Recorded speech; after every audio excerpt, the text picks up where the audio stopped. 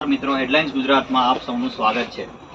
આપણે સૌ જાણીએ છીએ કે અત્યારે પૂરા ભારત વર્ષમાં ગણેશ મહોત્સવ ચાલી રહ્યો છે અને ઠેર ઠેર ભગવાન ગણેશની સ્થાપના કરવામાં આવી રહી છે। એ જ રીતે વડોદરાની નજીક આવેલા દશરથ ગામમાં ચંદુકાકાનગર સોસાયટીમાં પણ ઇકો ફ્રેન્ડલી ગણેશની સ્થાપના કરવામાં આવેલી છે। તો આપણે જાણીએ કે કેટલા વર્ષોથી એ ગણેશની સ્થાપના કરી રહ્યા છે અને ઇકો ફ્રેન્ડલી ગણેશની સ્થાપના કેમ કરી રહ્યા છે, તો આપણે જાણીએ સોસાયટી વાસીઓ પાસેથી। ગણપતિ બાપ્પા મોરયા।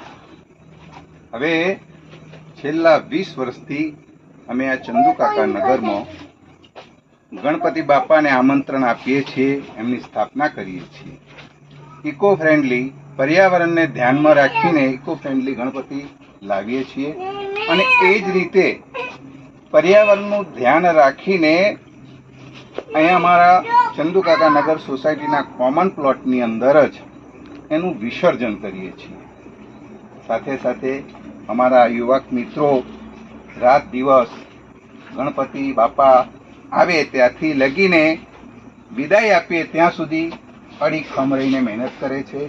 એમાંય અમારા આયોજક ભાઈ શ્રી પ્રમુખ હેમંતભાઈ અને એમની ટીમ ખૂબ જ મહેનત કરીને કામ ઉઠાવે છે। બાપાની અંદર આસ્થા રાખનારાને મનોકામનાઓ પણ પૂરી થાય છે।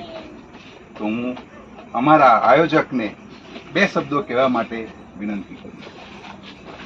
ચંદુકાકા નગરમાં છેલ્લા 20 વર્ષથી જે સ્થાપના થયેલ છે અને કરીએ છે એની અંદર સદંતર વર્ષોથી અમે ઇકો ફ્રેન્ડલી ગણપતિનું આયોજન કરીએ છીએ અને દરેક ઘર દીઠ વ્યક્તિની મનોકામના પૂર્ણ થયેલ છે। એ પ્રમાણે અમે આ વર્ષે પણ અષ્ટવિનાયક 8 મૂર્તિ ગણપતિની નાની તેમજ મોટી કરીને સ્થાપના કરેલ છે અને વિસર્જન પણ અમે લોકો કોમન પ્લોટની અંદર ઇકો ફ્રેન્ડલી રીતે કોઈપણ કેમિકલ વગરના, પાવડર વગરના એનાથી ફૂલ અને ફૂલની પાંખડીઓથી એમનું વિસર્જન કરવામાં આવેલ છે।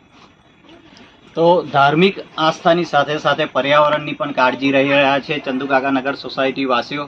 તો દશરથથી રાજેશ જોશી।